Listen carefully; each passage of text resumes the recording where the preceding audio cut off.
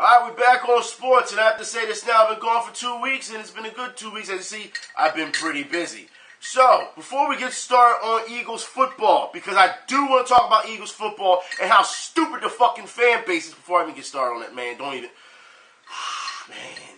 Before we get started on football, alright, we got to talk about what's been going on as of late, especially when it comes to triathlons, especially when it comes to running. We have to talk about these things because there's been some serious issues, alright? So, before I get started on the running aspect of this, let's talk about the triathlon that happened not too long ago. For those who don't know, did the Brownlee Brothers break rules? Now, for those who don't know, during this triathlon, okay, one of the brothers had, before getting to the finish line, had fell, right? Collapsed. The other brother picked him up and pretty much put him over the finish line. Now, of course, when this happened, there was some backlash to this. There was some outrage, apparently, within runners and everything. Now, I put it like this. I don't see the big deal of this. I just don't. Due to the fact that you have to, look, they're right there at the finish line. What do you expect family to do? He's supposed to just leave, he's supposed to leave his brother there? No, I'm sure that his parents would have been pissed if he'd have been like, yo, bro, what's up? And just kept running and just left them there. No. And I don't think any athlete, I mean, we saw during the Olympics when athletes, the one girl blew her ACL out and the other girl helped her cross the finish line and the other girl got hurt. Like, it's something that you always see. It is, because it's not always about being number one. It's not always about competition. It's about being there for your fellow competitor at times. That's what good sportsmanship is about. So as far as I'm concerned, I don't see any problems with this. But you know how people are. You know people are going to say, you know what, hey, you know, he shouldn't have helped him. He should have been able to do it on his own will. If he gets hurt, that's on him. He wouldn't have had anyone else help him. Other people don't have others help him. The fact is, it's not always about being number one at that point. It's not. Okay? And that was family. I'm not surprised that happened. You know what I mean? But, apparently, you know, some people feel as though it's bad. Like I said, I personally don't have a problem with it at all. Alright? Now, I do want to move on to more running. And I said triathlon just not too long ago, but running. We have to talk about this because this kind of pisses me off. For those who don't know. A couple weeks ago, a bomb explodes near the 5K Marine charity race. Alright? There were 5,000 runners for that. For those who don't know, that was over, in the shore. Bomb exploded. Now, of course, we know, given what's been going on over, it happened in, there was bombs in New Jersey, there was bombs in New York. They caught the bomber. We all know about this, right? Because time has gone by now. However, these people, which was 5,000 runners, were running for a great cause, like I said, the Marine charity race. Their race was canceled because of it, because of the bomb. So, for those who don't know, not too long ago, the runners that were at the canceled run in New Jersey, they actually joined the run that just happened not too long ago in New York. Okay? So, just to let you know that. It's absolutely ridiculous. So, what we've been seeing as of late, when it comes, like, who the fuck has time to be planting all these bombs all over New Jersey and New York? What's wrong with you? What the fuck is wrong with you? Seriously. And during that time, during the fight, come on. Anyways, I want to move on. And like I said, I want to stick with running. I want to talk about the Philadelphia Rock and Roll Weekend. Now, as you know, I did it last year, and I said it was the best course for a half marathon. So, this year, I did it again, right? So, the first one is up. I did the 5K. So, I'm going to show you the 5K medal, all right? As you see, Ben Franklin with a little headband on or whatever, 5K.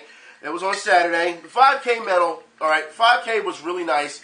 It took you a different path than what the actual half marathon does. It was actually the opposite way.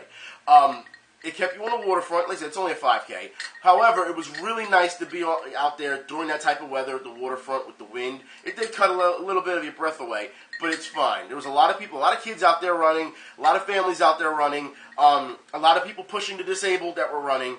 It was a great cause. As far as I'm concerned, like I said, all of it goes to, the American Association for Research for Cancer Research. So, yeah, as far as I'm concerned, it was a great thing on Saturday, right? Now, that wasn't the problem, all right? Rock and Roll Marathon, the half marathon, which was the day next, all right, on Sunday. I'll show you the medal, all right? This half marathon, all right, the medal, let me show you, all right? The half marathon for it was brutal. And I say this not because of the actual run, because the course was almost the same as last year. The difference was, instead of going, when you're coming back up the Parkway and they make you go to Spring Garden, we didn't go to Spring Garden. They actually took us to Strawberry Mansion and made us run past the Eastern State Penitentiary, which was kind of weird. I really didn't like that, but it still put you on the same path. That was the only change in the course, all right? Apparently, I guess the people, running the half marathon couldn't get, Spring Garden shut down for it. But, hey, whatever, right? Not too big of a deal. Still the same distance, when it came to, going back and coming back up. So, going down and coming back up, not a problem. So, the half marathon was really tough because of how humid it was. Now, mind you, it wasn't supposed to be that, it wasn't really that warm, but the humidity was like 96, 97%. So people were falling out everywhere. This was interesting to see. A lot of medics on hand, a lot of people getting hurt. I saw people who were, that need, their calf, rubbed out or whatever because, the cramps and everything. I saw literally people like this curled up in a ball, sitting on the medical, sitting in the medical tents, and this is going throughout the race while you're running, as you get those water stations and stuff like that. The volunteers were great. The local support was still great. I think there was a little bit less than last year, but it was still great nonetheless. Because usually, I think it's also because of where it was at. I believe you got to think last year it was on Halloween, near Halloween. It was really Halloween weekend. So there were a lot of people dressed up, and Star Wars and all that stuff, so they were always holding signs. And at the given points that you saw where the locals were, they were the same. Like I said, we saw a lot of locals more, when you went down Spring Garden last year, as opposed to going past this Eastern State Penitentiary. It wasn't that many. But people were coming out of their houses, and also store owners were coming out to support as well.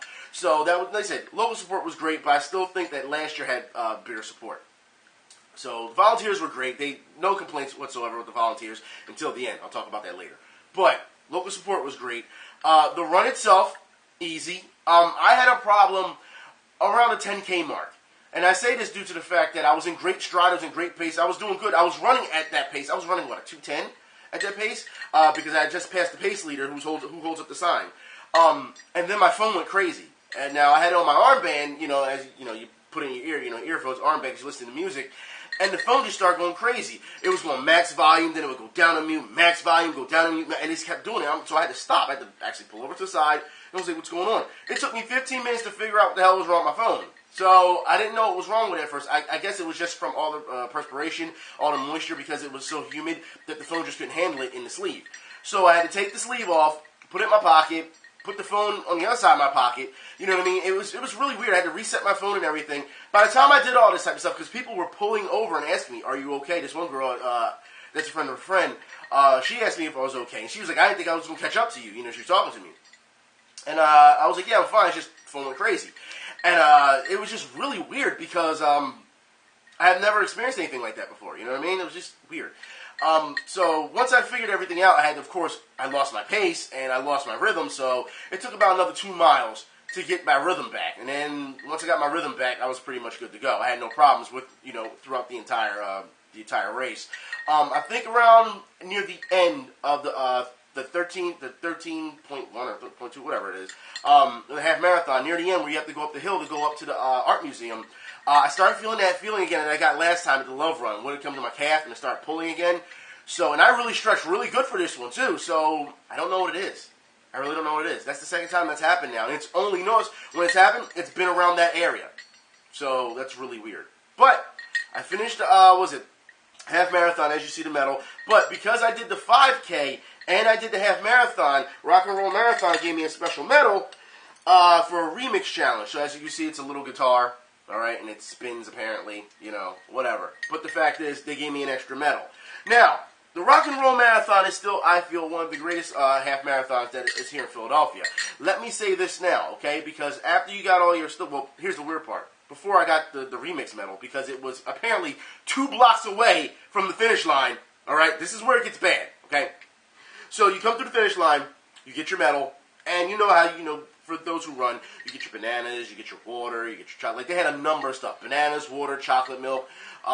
They had all types of chips and stuff for you. Yogurt.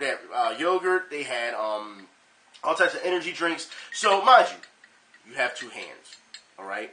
And they're like, take as much as you want, take everything that you want. You got 2 hands. So, what I did was, I left that area first to go over to bag check, because I brought a bag purposely to be able to get all the goodies, right? So, once you leave the exit, apparently, there was no way back. And that's where the problems came between the runners and the volunteers. I went to go get my bag, I came back, and the volunteer was like, you can't come back this way, this is only the exit. I was like, so how do I get back to go get my stuff? And he was like, oh, you gotta go over to the side over there. I go over to the side. The guy, the security's like, whoa, what are you doing? What are you doing? He's like, you can't come over here. I was like, well, they just told me over here, the volunteers, the security told me to come over here to the side. He's like, you can't get over this way. You got to go back that way. So I go back that way. I go back, and I told them exactly what the security on the side tells me, and then they start treating me like an asshole. This is what I hate. I hate when people try to take things too seriously. Sir, you can't do this. Sir, you can't come this way. I'm talking to you calm. I'm not mad at you. I'm not yelling at you. What's the problem? I'm just telling you what they told me. Sir, you can't come this way. And then this old lady, she's like, I don't want to hear it. They told me the same thing. So she starts pushing her way through. And they start grabbing, mind you, we're talking about at least she has to be in her, I want to say old lady, 65, 70 years old, okay? And they grab her. And they start wrestling with her. And I'm like, you can't be kidding me. This is not real right now. That you two guys are wrestling with a 65, 70-year-old lady. Like, get the fuck out of here with this bullshit, all right? So the runners are upset at what's going on with the security and how they're handling the runners. So then, before you know it, it was me, and then there's an old lady. Now, it's like 10 people. Let her go and all this type of stuff. So they're arguing with the security. The security, all right, is, we're just doing our job. You're taking it too fucking seriously. This is only the exit. This Indian dude pulls me to the side, and he's like, you want to get back in? He's like, you see the medical tent over there? He's like, if you walk over to the medical tent, he was like, he's like, you don't even have to act like you're hurt. He's like, just walk over to the medical tent. He's like, go over to the left. They have an opening where you can get back in. He's like, just do that. So that's what I did. But I got my stuff with no problems. None. I don't understand how the volunteers, the security, was treating people this way. I felt it was absolutely disgusting. It was the only bad part of this race. It was. And as far as I'm concerned, you don't need to talk to people that way. You have to think, everyone's here to have a good time. Everyone is here to have fun. So as far as I'm concerned, you can't do that. All right? That's one thing that Rock and Roll Marathon, you got to watch who you hire at this point. I understand there's people that are volunteers, and you got to, you want to make sure that, they're on, up and up and don't bring a bad attitude. But the security people that you hired took that shit way too fucking seriously, and they escalated a situation that didn't need to happen. Now, let's move on, because I went and got my, like I said, 2 blocks down, I got my remix medal, as you saw. And then, but apparently it was a heavy metal station, it was called. And I didn't know why it was called a heavy metal station. Apparently there was people who were walking with, like, medals like this big and like this tall, like huge medals. This one guy had a medal that was so big he couldn't even hold it around his neck. He was actually stooping over like this because it was so heavy. It was called the Hall of Fame medal. And I looked up what it was all about. And here it is, that the Hall of Fame medal, you have to do 15 races for the Rock and Roll Marathon or half marathon, whatever. If you do 15 races in that year, you get that medal. You know how much money that is? That's a lot of money. 15 races? That's crazy. But hey, people were doing it. They had these big, like this other one saying like there's like a 10 medal mark, and they got this big record, this gold record. I was like, oh, like huge. Like, yeah, man. But the medals look great, and they didn't skip out on the medals, I'll tell you that. But as much as you're paying for these races, I guess, you should get what you should get the quality you deserve. But yeah, that was the Rock and Roll Marathon. That was last week. I want to say shout out to the Soldier. Y'all saw the picture that I put on Twitter. The Soldier ran a half marathon in all of his gear, helmet, boots, everything. You run a half marathon and all that, man. You deserve credit. You deserve credit. You just do. Anyways, let's move on to this weekend. What happened this weekend? We'll talk about the Citizens Bank Park Spartan Race. Now, that's right. For those who don't know, the Citizens Bank Park Spartan Race. This is what it looks like. All right, that's the Spartan Race. That's the Stadium Series medal. Also gave me an extra chip. Let me show you now that, because I said I'd show it before, that this is what the actual trifecta medal looks like when you put it all together. Okay? I don't know if y'all can see that. But yeah, that's what it looks like, because you already know I already trifected. I just wanted to do that just for fun. The Stadium Series, all right, that was here in Citizens Bank Park, was the easiest run I've dealt with when it comes to Spartan racing. I think anyone could have just woke up, that day without any training and did this one. Seriously, it's not like any other Spartan race where you're going up the mountains, you're going through the terrain and all the mud, and you're going up these hills and everything. No, the most they made you do was go up the steps of Citizens Bank Park, like you were going through the bleachers. That's what you were doing. I mean, you still had some obstacles. They took away certain obstacles that you would get any other time at any other Spartan race, and of course they had to adjust it because it's a Stadium Series. You're running on the track of the field, as you saw with the pictures that I showed on Twitter. You're running on the track of the field of Phillies. This one could have been done by anybody. Anybody. There were so many people out there. A lot of college students were out on this one. They were. So as far as I'm concerned, it's just one of those things where it was fun, It was very cool that day, so it's not like it was like extremely hot. As you know, Saturday was really nice. It rained a little bit, but that didn't affect anything. I would recommend, for those who have not done a Spartan race and you want to do something for your first time, I would easily recommend, all right, a Stadium Series run. I would. It's shorter, actually, than the actual sprint that you get any other time. You have to think, the sprint that I did this year was about 5 miles. This one was close to about 3.1, if that. That's, you know what I mean? That's like, that's a 5K, you know what I mean? But it was really short. It was fun. There was a little bit of pushing up in the bleachers because people were trying to get by each other because you have to understand they have stuff taped off, so you can't go but so much. People were trying to cheat and go over the tape and go through the other the aisles, which you shouldn't, all right? But they said they set the course purposely for a reason. But, yeah, very easy. No fails when it comes to when it came to any of the obstacles. No fails. It was actually pretty easy. It reminded me more of the Hoboken, the city race that I did, the challenge, because like they had like jump rope there with the big ropes, and you had to do 20 of them. I remember when we did the city challenge race, I only had to do the same thing, but it was 30 of them. So that goes to show you there's a difference. They also put some new obstacles that were there, where you had to put your feet in like these type of wheels, and you had to walk on your hands across the street, which wasn't that big of a deal either. That was easy. Everything was easy this time around, I felt. Didn't train for this, of course. There were times where I had to take off my gloves, which was best, all right? Because especially when you're trying to grip like monkey bars and ropes, take off the gloves. It's easier. Also, when it came to their barbed wire, they didn't actually have barbed wire. They actually had just string. They just had string. They didn't want anyone getting hurt. And also, where they had the barbed wire was supposed to be, for those who've been to Citizens Bank Park, if you've ever seen where you go down up and down those ramps when it comes all the way up top, that's what you had to do. Go down, barbed wire. So technically, you didn't have to crawl under it. You could bear crawl under it and have no problems. It was really easy. So, yeah, this race was very easy. I also felt that when it came to climbing certain obstacles, easy. That's really the best part when it came to doing the jump over the wall jumps. That's where the gloves came in handy because you can tell that there were a lot of splinters all over the place when it came to on that wood. So that's where you want to use your gloves at. Very easy race. I don't have didn't have a problem with that.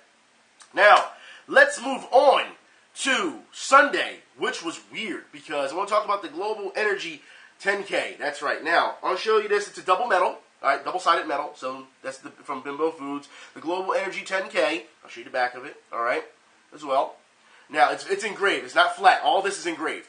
So this took place at 7:30 on the waterfront. All right, near Penn's Landing. So as you know, it was about 50-something degrees out yesterday.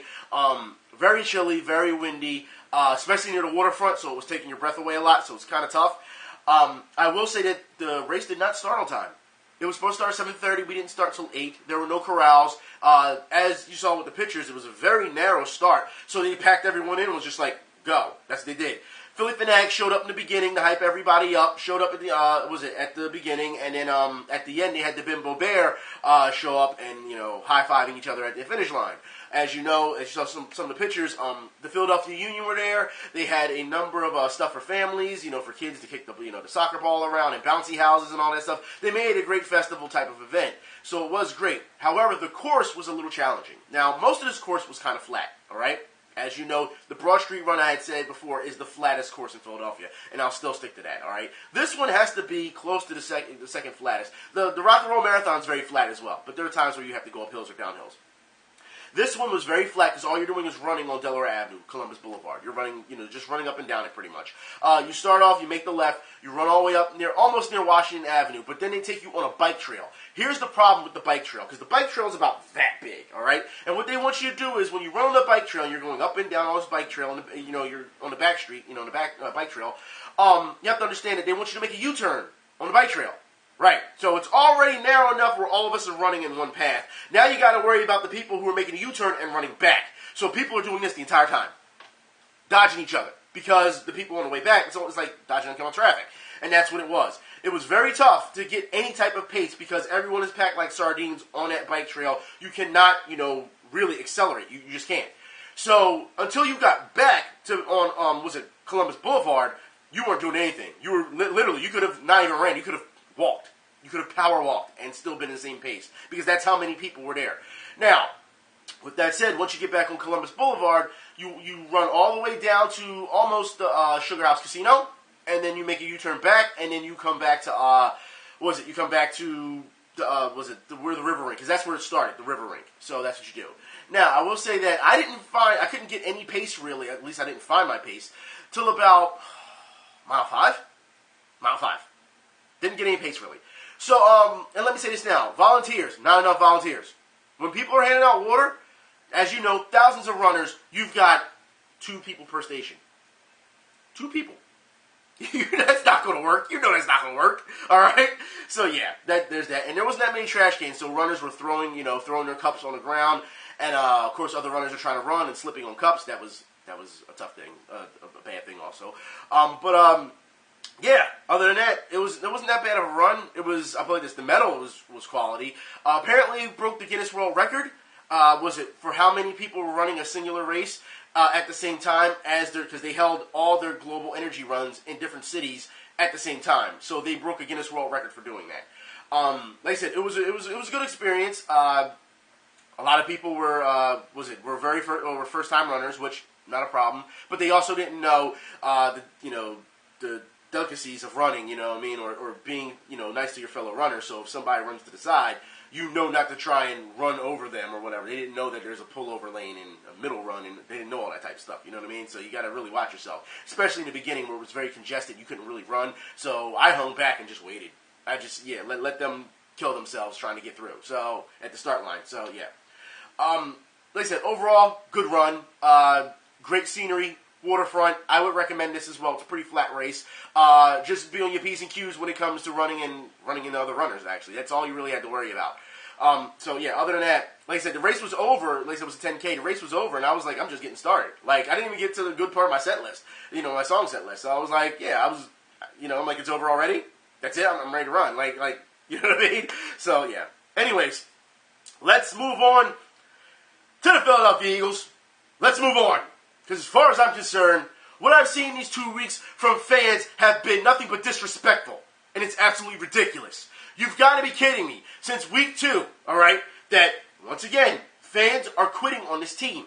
You can't tell me that, because you guys and girls are sending me on Twitter. Fans were quitting on the Eagles in the second quarter of the Bears game. This game's over. We've lost. We suck. Are you serious? Are you serious? And the Eagles went on to kick the Bears' ass. All right, that's what they went on to do. What did I tell you on Twitter? I expect Jay Cutler to be giving us the ball a lot. And what happened? Jay Cutler was giving us the ball. All of a sudden, I got a sprained thumb. I'm day to day. Oh, please. Don't want to hear that, Jay Cutler. Don't nobody. And then week 3 comes, and all you guys, you clowns, are sitting here saying, we don't have a chance against the Steelers. We gonna go 1-15. Mind you, they had said the Eagles were going 1-15 before the Bears. We gonna go 1-15. I'm not trying to hear it. I'm not trying to hear it.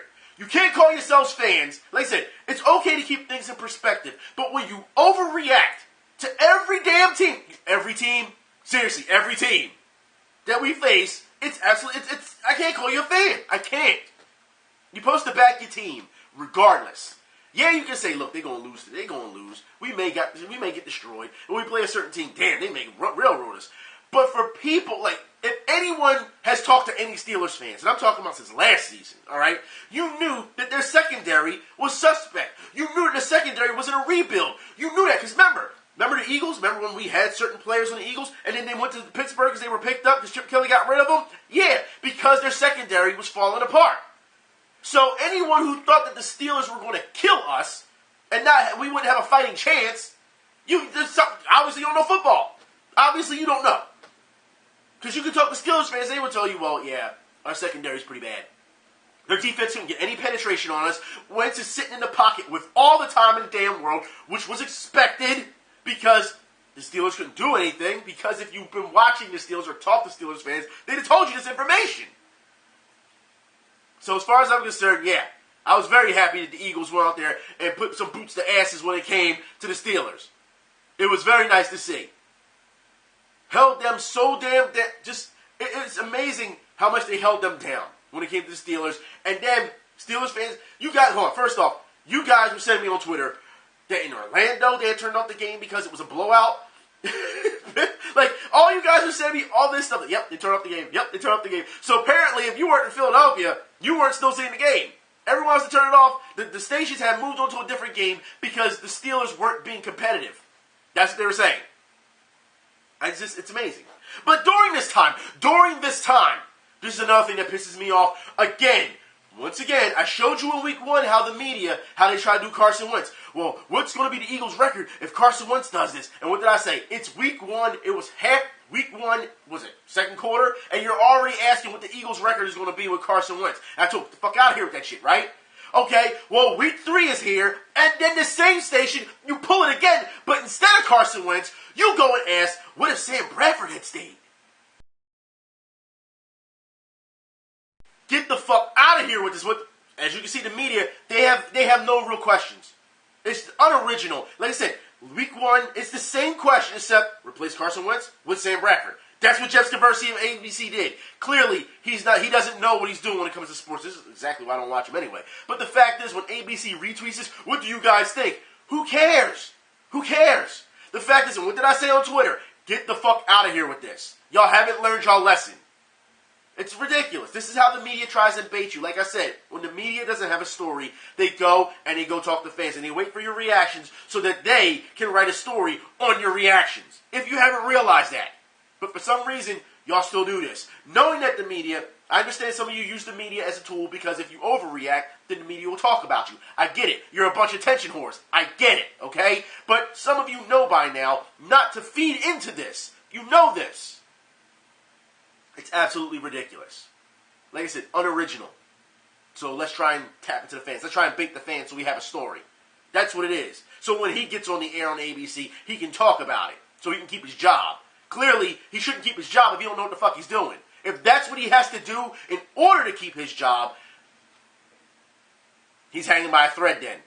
He's relying on you. That's what he's doing. However, the game itself, Wentz very tall in the pocket. Looked great. I just can't, I play this. I'm not surprised that Wentz played the way he did, but you also have to understand that with the Steelers and any teams, because we're still watching a quarterback mature, all right, he's a rookie, and we're seeing this, and he's got the intangibles, and people keep comparing him to Roethlisberger. Look, you want to compare him to him? Fine. I don't care who you compare him to. I'm looking at him as this is the guy who's going to be our guy for a long time. I will be concerned. I'm not concerned about him this year. I'm concerned about the sophomore slump. That's what I'm concerned about. So I'm talking about next season. That's where I'll be more concerned as opposed to this season, all right? That's where I'll be.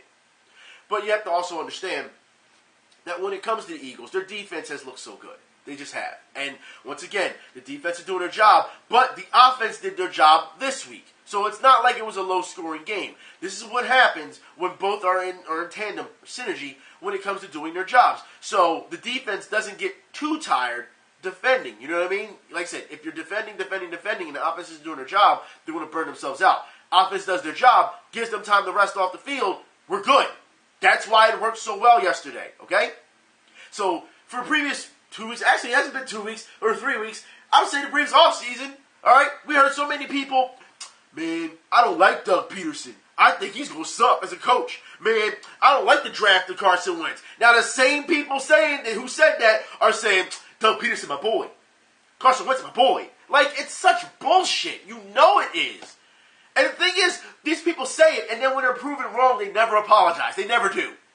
And people never, whatever. It's fucking garbage. It is. Like I said, there's too many wannabes in this. Like I said, Eagles fans were never like this. They never were. But leave it to online to bring these fucking characters. That's what it is. Characters trying to be Eagles fans.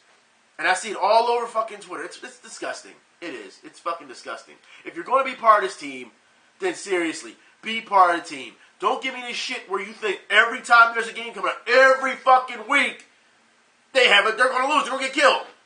That's fucking ridiculous. But not the Eagles fans, but Steelers fans, you know this too, because during this game, and I don't understand this, why is this guy on edge? Huh? Why is he so tense? Like, oh my God, we still got a chance to win, when the score is clearly already a blowout. The reason why I say this guy is tense, because I don't want to accuse him of crying, because if he did cry afterwards, that's not a good look. I'm just saying. And Mike Tomlin, I don't understand this, all right? Late in the game, you still have Antonio Brown in, and you still have Roethlisberger in. Why? Why? Even Steelers fans are calling you for pulling them. I don't understand why you didn't pull them. Look, you have nothing to gain at this point. It's a blowout. You don't, all right? It's not, oh, I'm going to teach them a lesson, keep them in there because they're the starters. No, you should know by now. In any type of sport, when you have stars like that and it's a blowout, you pull them. Why? Because if you keep them out there, especially in a sport like football, God knows what will happen, and they'll be injured. You may lose them for the season. I didn't understand. What was he trying to prove? I don't understand it. That Steelers fans, you're going to have to talk about that today with Mike Tomlin. Steelers fans are going to have a rough day today. You know what I mean? That Monday morning quarterback, that's rough. So what have we learned this week? Huh? What have we learned? Eagles fans, stop bagging on the fucking team. Stop going against them. Every week they play against somebody. Look, I understand that people are going to say, look, I think we're going to lose and stuff like that. That's fine. I get that. That's your opinion. But when you overreact and you keep overreacting so that people pay attention to you, it's a bunch of bullshit. At that point, it has nothing to do with fucking football. You and I both know that shit. But let's look at the upcoming weeks for the Eagles, all right? Matter of fact, let's look at the next 6 games. Let's see what's going on. Let's see if the Eagles actually have a shot at winning these games. Because I've been telling you guys for how long now? Roll with the punches, all right? Don't take it too seriously and just enjoy yourselves. So, let's see. I want somebody to tell me that we can't win any of those games. Seriously, the next 6 games are winnable games within our division and outside of them. Because if you've seen the way the Lions are playing, if you see the way the Falcons are playing, I mean, come on. In our division is up for grabs right now. Because you got to be kidding me. The way they've been playing, we're going to talk about our fucking division, all right? Because Dallas fans, how do you sit here and get on us for beating the Bears? Well, you only beat the Bears. Well, you only beat the Browns. So what's the excuse this week? Was it, we only beat the Steelers? Is that what you want to say? Is that what you want to say? Well, you only beat the Bears. Well, who did y'all play last night? Who did y'all play? Y'all played the Bears. And y'all sat and y'all bragged about it, didn't you, on Twitter? So as far as I'm concerned, you can't sit. Why don't you just give us our fucking credit? Why can't you? All right? It's really that simple. Redskins Giants, hilariously bad. Hilariously bad. Absolute joke. And I say this due to the fact that the Giants, they're going to have a rough Monday too. They're going to have a rough Monday. Because as far as I'm concerned, you cannot do all of that to try and score touchdowns or just get in position to score, and then your players blow it. And what I mean by blowing it, personal fouls, all types of penalties, shooting yourselves in the foot. It got to a point where Odell Beckham Jr. pulled an Amari Stoudemire. And for those who don't know what I'm talking about, this is what I mean.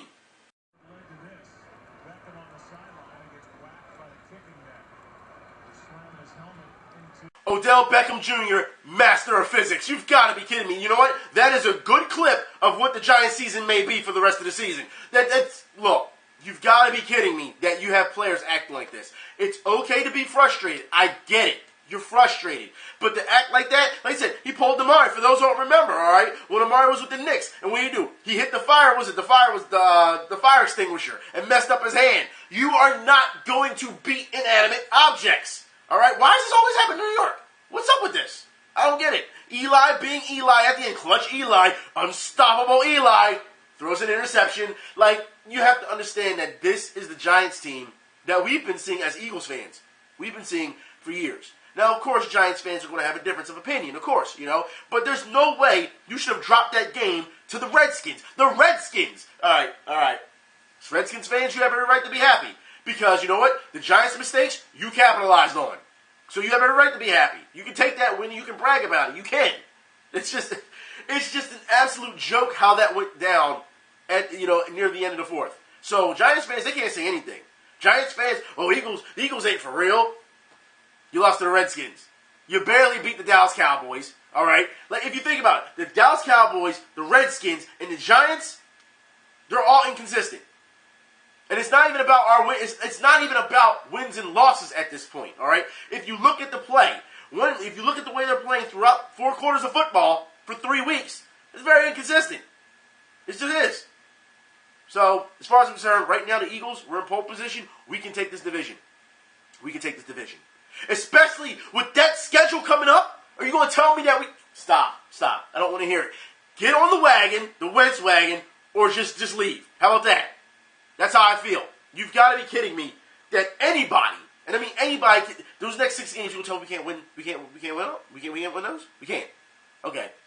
We don't have a chance, huh? All right. But we was going to go 1. What's a lot of y'all saying? We was going to go 1-15 though, right? That's a lot of y'all saying. Please. But as you can see, Odell Beckham Jr. lost his fight. with nets and inanimate objects. But that's not the only fight that we've been seeing as of late, has it? No. The previous couple of weeks, we've been seeing a lot of fights in the stands. So I guess we should start looking over at the West Coast. That's right. So let's look at some of these fights that have happened between people in the stands. It's absolutely disgusting, if you ask me. Because let's be honest, at the end of the day, it is still a football game. It's okay to be fans, but this just, it's going way too far.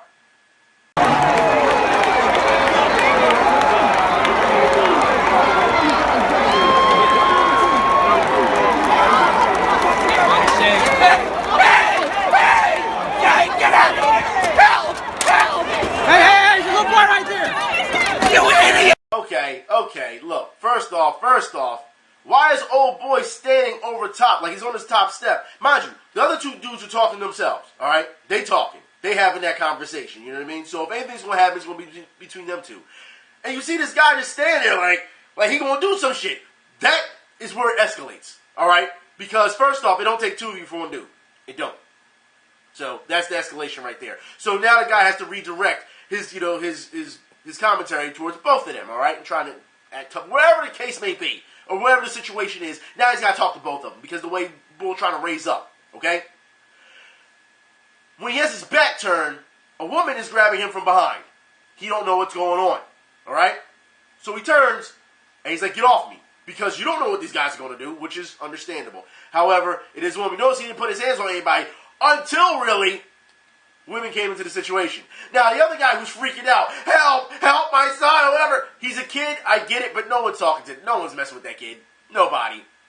I think it was really cowardly that this even went down to begin with. All right? You're pushing women. All right? Like, I understand, you don't put your hands on somebody when it's possibly a fight getting ready to happen. You don't do that. All right? So, that's one thing. Security, of course, is trying to stop the thing. But this situation should never happen to begin with. All right? These are adults acting like this, all right? Like I said, the one dude just standing there like he's going to do some shit, yeah, he should have backed up, all right? It would have calmed the situation down. I understand that people want to stand their ground, but when it's definitely not between, it has nothing to do with you, it's between them two, and you're still standing there like you're a tough guy, yeah, now it's going to, yeah, there's a possibility something can happen. I can understand why the guy would get that way. It still shouldn't have happened overall. It's a fucking football game. It is. But let's see more on what's going on the West Coast. Oh my god. What the fuck are you doing?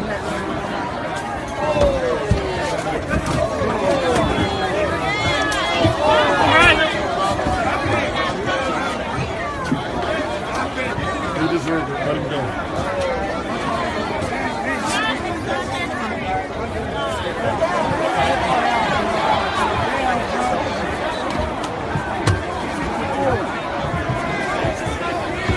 Seth Roberts. Now look, as you can see, neither of those dudes know how to fight. The other guy he didn't even know how to put up his fucking hands. Alright, he just lay like this because he's trying to lunge and throw a punch, which he does connect with the guy. But what the bitch move about this is the guy from behind. Like, how are you going to snuff that dude?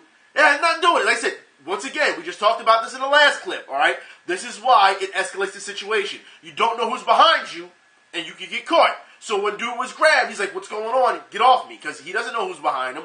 This guy got caught from front and from behind. All right? You've got to be kidding me. First off, why are these fights happening? I don't understand why these fights are happening. I don't. It's football. And you notice a lot of these fights happen on the West Coast. They do. We've been seeing it for a number of years now. Remember, Raiders and San Francisco fans were shooting each other in a parking lot. We see this time and time again when it comes to West Coast, on the West Coast when it comes to football. And baseball. It happened in baseball with Dodgers and San Francisco. So here's my thing. All right? ESPN.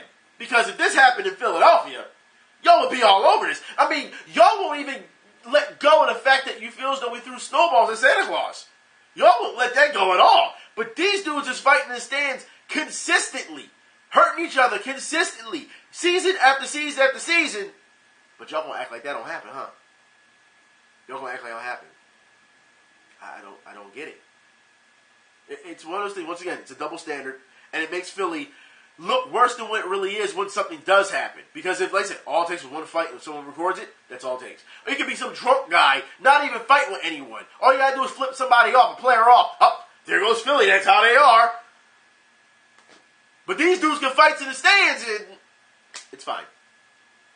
That's the message you're sending. You understand that, right? These fights should not be happening. It's football. It's a game. Chill. Have a beer.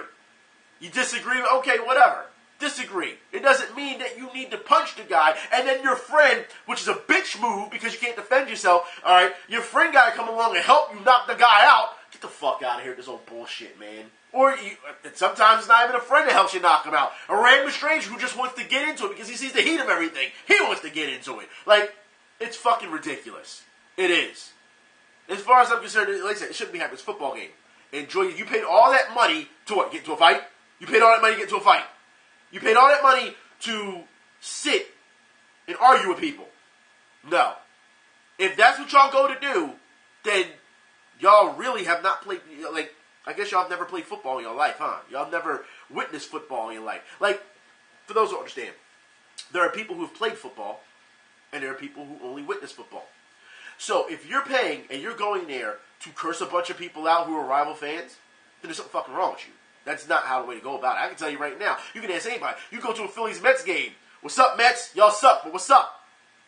And they'll say the same thing. Friendly John at you. Oh, why don't you come on over? Why don't you join our tailgate? Why don't you go eat some food? And you can be rivals and still have fun. Don't know them from a can of fucking paint. It goes to show you that some of y'all take the wrong mentality with this. And this is where I have to say, it's not just Eagles or Cowboys or whatever. I say you're not football fans. If you want to fight, then go to a fight. How about that? And what I mean, go to a fight, not to go witness it. No, go participate in a fight. You don't need to go to a stadium to go fight. Just saying. You don't need to tailgate to go fight. If you're warning people, oh, when I'm going to the game, I'm going to fight, you're a fucking idiot then. If you really feel that way. Seriously, if you have problems with people, then go fight with the person. Go to a neutral location and go fight them. If it really comes down to that. But it's absolutely ridiculous that the way this is happening. Like, it's football. You're supposed to enjoy it. I understand attitudes, they're going to flare up. I get that. You know what I mean? Some people do dumb things, especially when they're drunk. I get it. All right? But with all those people around, the guy's, ooh, he's doing all this shit. You're just looking at him like, the fuck out of here.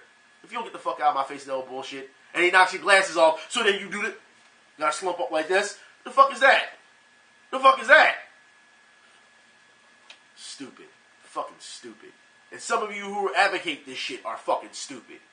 No one pays all this damn money to get into a fucking fight. Oh, I had a number of beers, I'm ready to fight. Get the fuck out of here. Fucking liquid courage bullshit. Anyways, I'm done with the NFL right now because, yeah, that's just stupid. But I will say the flop of the week does go to the NFL. Sorry, not the NFL. College football, actually. So the EPL is left off the hook this week. That's right. I need someone to explain to me how this is a penalty. That's right. This was called punching. This was called punching. Two guys, watch Golden, number 7 for Tennessee. Fake this. Ridiculous. And he got a flag for it. Refs. Clearly you can see it's a flop. The guy flips and throws himself in the air. And you want to say that punch did all that, huh? What are y'all looking at, refs? Seriously. You've got to... Don't tell me, well, he extended the arm and he touched him. Come on. That's not a penalty. It's not. If anyone he should have got for flopping, he should have been ejected for flopping so hard. That is, like I said, it's embarrassing. It's disgusting. It is. Refs. Anyways, let's move on to the EPL. I've been talking about this. It's been 2 weeks. And I'm very, very disappointed in my team. Because Chelsea, you get routed by Liverpool, which was like, okay, y'all got y'all ass kicked. Okay, all right, I might have to hold that salt. And then you play against Leicester City, and I'm like, okay, you're losing to Leicester City, but then you bring this tremendous comeback full of heart. You know what I mean? You were down 2-0 at the half, and then you come back and you win 4-2, and it's like you showed so much heart, so much poise. You showed that you wanted it, and then you go up in one of your biggest rivals, which is Arsenal, this weekend, and you lay an egg. The fuck? So, once again, we're talking inconsistency. I don't know what's going on with that team right now, and I understand that you can't win them all, but like I said, the goal is to win, especially when it comes to teams like Arsenal. All right? And you just lay an egg, and it's unacceptable. It just is. Diego Costa has been one of the shining beacons in this season. I know, I'm actually saying that, right? Regardless of his antics, he has almost scored in almost every game. That's right. He has been there. He has been consistent. So I can't even say much about Costa. Cahill, I don't know what the fuck you were thinking. Just, I'm talking about against Liverpool. Should we even talk about the fact that, when you're playing a zone, I'm going to go to man. Why are you going to man? Why are you going to man? That doesn't make any sense. You have a zone. You just want to do your own thing. Costly mistakes by individuals. Ivanovic, why are you there? Why are you there? You've pretty much tacked on what you did last season, which wasn't much. Oscar, why are you there either? All right? Because you're not doing anything. As far as I'm concerned, the people there are doing the most. All right? Willem, Costa, Hazard, Matic every once in a while, depending on the defense. All right? Then you also have some of the new guys who are doing doing something well. I don't understand how you can't put it together. I don't get it.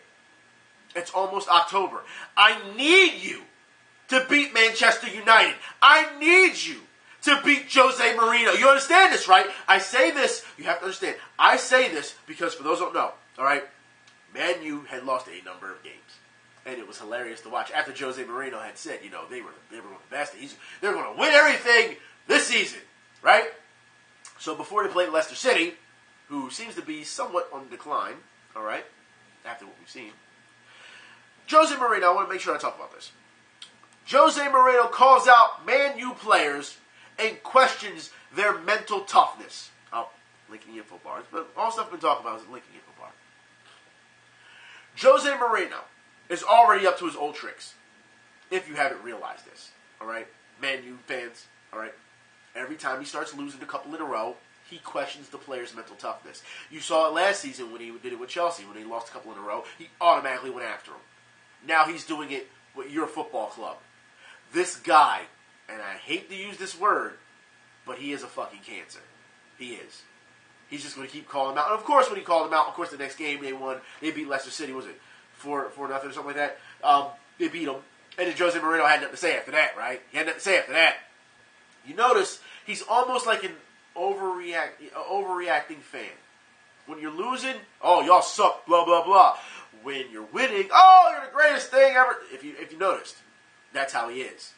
Which is very damaging because for any coach, for any manager, you don't want, look, it's okay to show passion, but you don't want them to overreact because then you make decisions based off emotion, and that's what gets you into a hole, okay?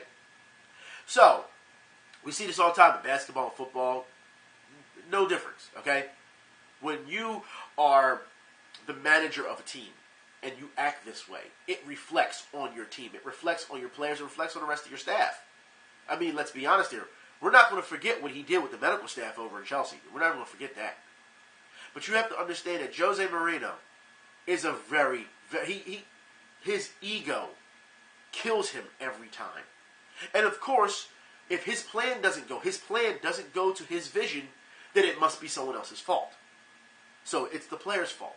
It's the mental toughness of the players. Mind you, y'all saw it last season when he did with Chelsea. They're mental tough. They're not mentally tough. It sent the message to the rest of the fucking EPL that Chelsea can be steamrolled because they're not mentally tough. Let them go down a few goals and they're done. Remember, he said that. I wonder what his excuse was when they came back and beat Leicester City last week. No excuse there? No opinion on that? Okay, mentally tough. Okay. But, you have to understand that now he's pulling the same shenanigans with Man U. And if they start losing again, he's going to do it again. You understand it, right? There's a reason why there are so many critics now coming out to Jose Mourinho saying he is not a good fit for this team. His scheme will not fit this team. There's so many critics. I'm hoping that Man U fans can look past the fame, can look past what he's done in the past, and see him for what he really is. And what he's become, I should say. He is dangerous. And when he starts getting like this, this is close to already losing your team. You cannot do this. It hasn't been that many games, and already you're calling out mental toughness. So what's going to happen in the middle of the season if they start losing it? He's going to do it again? You can only go to the well but so many times and keep calling players out. You understand that, right? Apparently players are going to be like, look, you didn't yell at me before. This is nothing new. I don't give a shit what you got to say. It's going to get to that point. They're just going to start tuning him out, whether it's positive or negative. He's already put that negative reinforcement out there. I'm just saying, be very careful, man, you fans. You have to. I would say at this point, take it a game at a time with that guy. I really would. But October's coming, and I'm looking forward to Chelsea destroying Man U. I'm looking forward to it. Because Jose Mourinho, he's got a lot of crow to eat. He does. A lot of crow. And I'm looking forward to it. I really am. I'm so excited for it. I cannot wait. I can't. But Chelsea has to be more consistent in order to stand a chance. I think they can be. I think especially for a game of that magnitude, those players are going to be extra pumped. They have something to prove. See, Jose Mourinho don't have anything to prove. You know, because that's when he sits back. Oh, look at all my past accomplishments, and I got a new team, and I spent all this money, and we're going to do this, we're going to do this. That's how he is. As long as they're winning. Chelsea, mind you, he turned Chelsea fans on the players. They turned against each other. They got something to prove. So now the players got to go out there and do it. And I think they're going to be more hyped for this than anything. And I'm looking forward to it. Anyways, I want to move on to the UFC real quick before I end this video because this has been a pretty lengthy video. Not even going to talk about boxing. We'll talk about UFC. UFC, over the weekend, was there a point? Everyone wants to see Chris Cyborg, and we saw what happened with Chris Cyborg. Absolute domination. There's no point. I think the UFC is grooming Chris Cyborg right now. Mind you, catch weight, 140 pounds. This is slowly but surely going to ease her into into the 130-pound mark, but they have to give her some fights first so that she can slowly but surely lose that weight to adjust. You just can't lose all that weight and be like, okay, I'm ready to fight. That's not how it works. They are definitely, if you have not seen it, they are definitely getting ready to put Rousey and Cyborg together, if you have not seen that. Now, of course, Rousey hasn't fought since the Holly Holm thing, but Holly Holm will come, Ronda Rousey will come back soon. They're already starting to plug commercials here on TV for her training or montages that she's on her way back. We know she'll come back, and you know she's going to want to run at that title. But beforehand, I really feel as though she should fight Holly Holm. I think she should go back and fight her again. As we know, Holly Holm lost to Miesha Tate, you know what I mean? And Miesha Tate and so on. We know how that goes. But, that's just one of those things. We will see what happens, but I really feel as though if Ronda Rousey comes back, I mean, first off, people have already written her off. She already got so down on herself. We know the story. You know what I mean? And I just feel as though Ronda Rousey is, right now, she's taking a lot of time off, of course, all the Hollywood stuff. But if you have seen her as a late, because a lot of people were calling her fat, and she ate all this food, and you've seen her as a late, it's like, no, she got back into shape quick, because that's what fighters do. They get back into shape with no problem. They do. Training, man. So I look forward to seeing her get back in the octagon. I just hope that she doesn't bring that nasty attitude with her. And what I mean by that is going after, fighters who aren't even part of, part of her campaign to fight. I don't like the fact that she went after Paige like that. You know what I mean? Still though, we'll see what happens. You know what I mean? Other fights, I thought the preliminaries were pretty good. The bigger fights, I don't know. Bigfoot Silva getting knocked out is not a. That's not a shock. To Big Country. Big Country lands beautiful, right? He was done. Guy was done. You can tell, and I can see why Big Country. What he kicked Big John McCarthy or whatever afterwards, and I understand. The guy's down. You guys are friends, almost family. You knock out the guy. You don't want to put any more punishment on him than he has to. I mean, the guy has a family. He's got to work. He's got to eat. He's got to support. That's the difference between people who fight off of emotion when it comes to people you see in street fighting as opposed to professional fights. It's another day in the office. Okay, I got the knockout, but I want to make sure that he's okay. That's why you see all these guys, even if they got beef with each other when it comes to fighting, they're hyping up the fight. Afterwards, they're hugging each other and everything. Yes, because it's still a business. That's why. At the end of the day, you survived the fight. He survived the fight. Y'all can fight another day. You got paid. You get, come on. There's more to this. And Big Country's right. He's like, all right, he's down, he's out. Now you want me to put even more punishment on him, and because you're not sure if he's out. Clearly he was out. So he got upset at Big John McCarthy, and he kicks him or whatever, and he's upset about it. He flips him off, and it's like, yeah, I get it. I get it. You don't want to put any more punishment on a guy. Like I said, it's one thing if the guy's done you wrong, but he didn't. This was a fight that had to happen. You know what I mean? So I definitely understand that. I think that's another reason for those who don't understand what I'm talking about. That's why this Bisping versus Henderson fight is getting ready to happen. Mind you, Bisping, yeah, he has a title, but if you listen to Bisping, he's saying the time that he knocked me out, it wasn't just a knockout. It was afterwards when I was out, and he came down on me with that forearm, and he kept hitting me, and that's where he's taken, a problem with. And Henderson was like, I was just doing what I was told until they stopped the fight. You know what I mean? But he's like, it didn't feel good. And Bisping really has a problem with that. Because even though you knocked the guy out, you don't put insult, you know what I mean, to that. You just don't. You don't need to. And he felt he was insulted by that. You know what I mean? Same way with, with Big Country and Silva. So you can see it for what it is. Like I said, Bisping versus Henderson will be interesting. But it goes to show you that's exactly the comparison I want to draw, so that people who don't understand these type of things, they understand exactly what I'm saying. Okay, you can, like I said, go back and watch the fight between Silva and Bigfoot. I mean, Bigfoot Silva and Big Country. It's not a long fight. You know what I mean? But you'll see it, and you'll see his reaction and why he felt that way. Then go listen to the interview with with Bisping and Henderson, and you'll see exactly why. These fighters are professionals. They fight every day. You know what I mean? Whether it's sparring, whether it's a real fight, they fight every day. This is a business, all right? They're trying to stay in it as long as possible. You see so many fighters get hurt and put on the shelf for so long. Like, no. They're trying to maintain what they can get before they have to retire. So, yeah, fighting's a dirty business, but when you got a guy who does something like that, it's going to get personal. It is. Anyways, I'm done for today. Been a good 2 weeks. Didn't really talk about boxing, but like I said, we can talk about that next week. It's not that big of a deal. So, yeah. Anyways, hope y'all had a good week. Like I said, when you see that schedule come up, the upcoming schedule, yeah, get behind the Eagles, people, please. Also, tonight, Flyers, yeah. Flyers tonight, preseason game. They have 2 games tonight, and I believe on Tuesday as well. Isn't it something like that? So, Flyers are back in action as well for preseason play because they're getting ready to start the season for the NHL, which I'm looking forward to as well. All right, and also, of course, later down the line, we have the Sixers. For those who don't know, their new training facility in Camden has been finished. It's been built, so that's where they're at right now. Training facility looks amazing. Maybe I'll talk about it next week, so y'all can see that, because before, remember, I showed you the blueprints of that a couple months ago. So I believe it was over summer, actually. I showed you the blueprints for their Camden training facility. Now, you get a chance to see what it is. Also, for those who don't know, Ben Simmons for the Sixers has his own documentary coming out as well. So, you can, Sixers fans, you can look forward to that as well. Anyways, I will talk to y'all later. Y'all be safe. Until next week, I'm out.